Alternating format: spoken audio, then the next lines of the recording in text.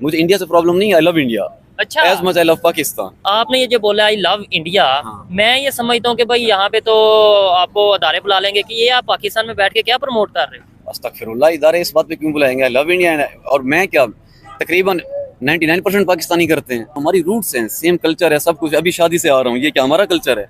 अच्छा, ये मेहंदी क्या हमारा कल्चर में है? नहीं, आप कहाँ से लेके आए हैं? इंडिया से लेके आए हैं। इस्लाम में है मेहंदी? जबरदस्त हो गया। नहीं अच्छा, है। अच्छा, ये नाच गाना सब कुछ कहाँ से? आप सारा कुछ तो वहीं कर रहे हो, फिर इस्लामिक रिपब्लिक। और फिर उनसे नफरत भी करनी है।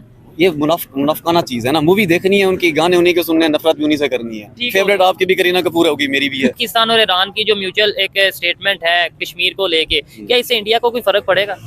बिल्कुल भी नहीं, 0%। और इवन अगर आप ईरान की स्टेटमेंट भी देखें तो वो बहुत चाइल्डिश स्टेटमेंट थी।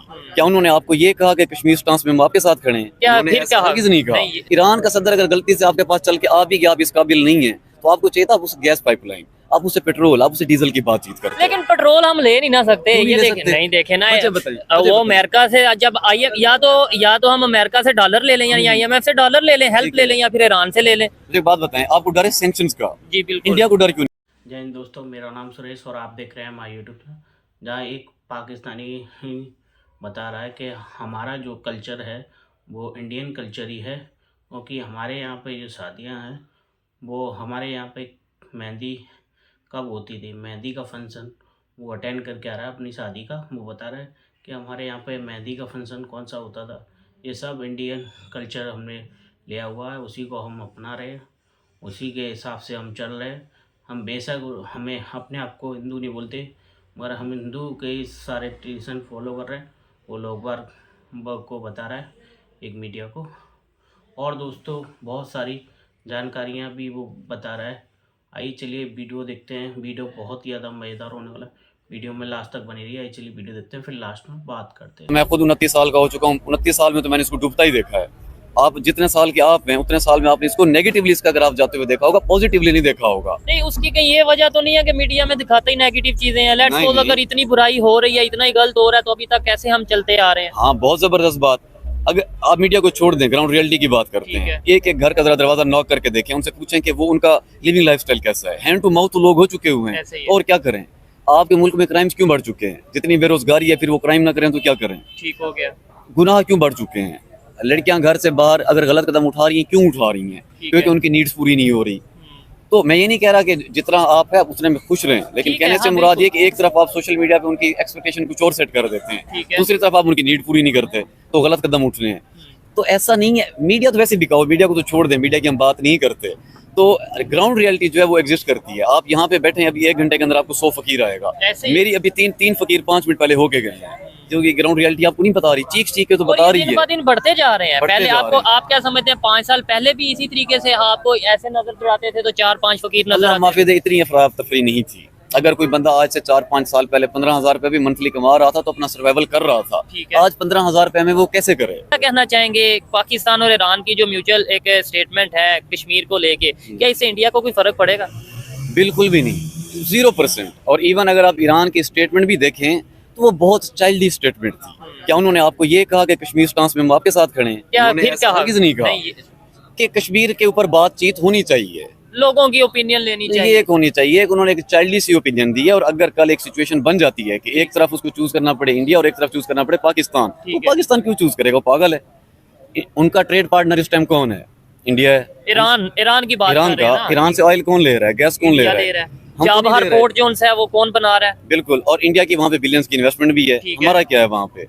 हमारा कुछ भी नहीं। इवन हमने एक गैस पाइपलाइन भी शुरू की तो उन्होंने अपने एंड से कंप्लीट कर ली, हमारे एंड से आज तक हो रहा है। हमें तो उन्होंने ये भी कहा कि अगर आप ये काम नहीं करेंगे तो आपके ऊपर 18 बिलियन का हम फाइन करेंगे इंटरनेशनल कोर्ट में। अभी खबरें वैसे आ रही हैं कि ये गैस नहीं, आ रही है। मैं आपको करेक्ट कर देता हूँ। ये फाइन इंपोज होने का जो टाइम था वो लास्ट ईयर था। ईरान उसको क्लेम करता तो पाकिस्तान देने का पाबंद भी था। नहीं, अब काम शुरू कर दिया मेरे ख्याल से। काम तो कोई नहीं शुरू किया, लॉलीपॉप दे देते होते हैं। लेकिन ये है कि हाथ पांव इन्होंने पढ़ के फिर दोबारा से उसको रुकवाया है कि चलो आप सैंक्शन ना लगाओ हमारे ऊपर, फाइन की देखते हैं।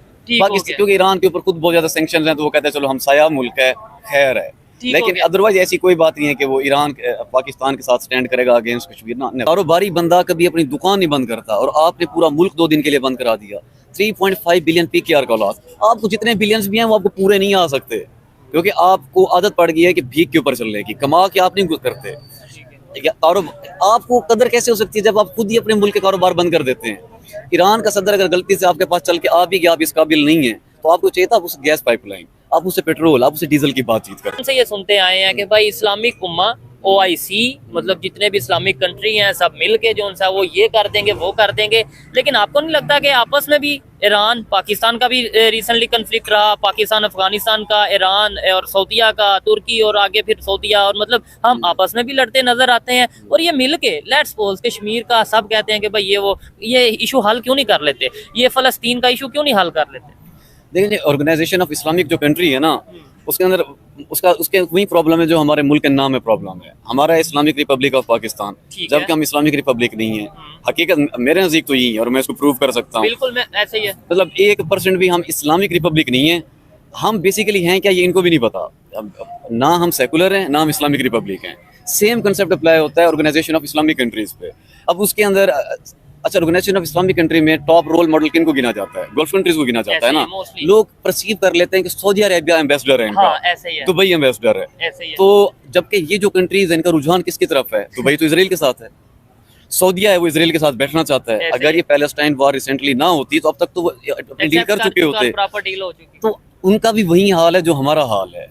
नाम के ऑर्गेनाइजेशन ऑफ इस्लामिक कंट्री है, अदरवाइज ये उल्टा मजीद नुकसानदेह इदारा है। आपने ये जो बोला आई लव इंडिया, हाँ। मैं ये समझता हूँ कि भाई यहाँ पे तो आपको अदारे बुला लेंगे कि ये आप पाकिस्तान में बैठ के क्या प्रमोट कर रहे हो। अस्तगफिरुल्लाह, इदारे इस बात पे क्यों बुलाएंगे? आई लव इंडिया और मैं क्या, तकरीबन 99% पाकिस्तानी करते हैं।